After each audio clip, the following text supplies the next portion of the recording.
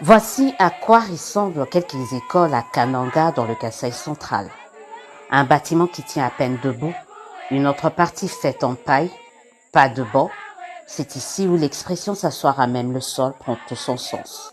Mais dans 2 mois, une école pareille va céder la place à ce type d'établissement scolaire. Des bâtiments construits en matériaux durables.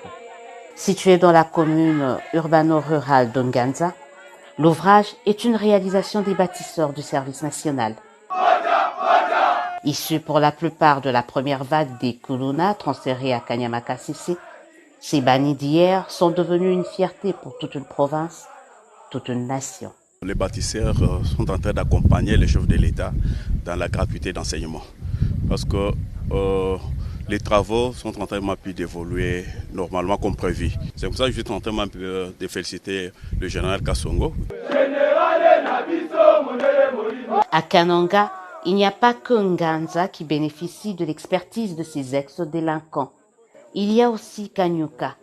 Ici, une autre école est en construction. Au regard des avancées, le commandant du service national se veut confiant.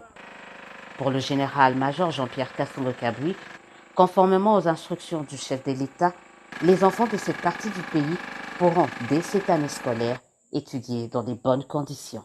Dans les 2 mois qui arrivent, vous allez trouver des écoles qui sont prêtes à accueillir les enfants pour l'année scolaire 2022-2023.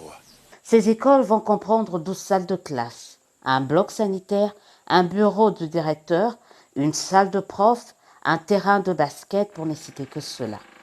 Ils seront équipés des bancs et tableaux made in Kanyamakasisi, c'est-à-dire fabriqués par les bâtisseurs.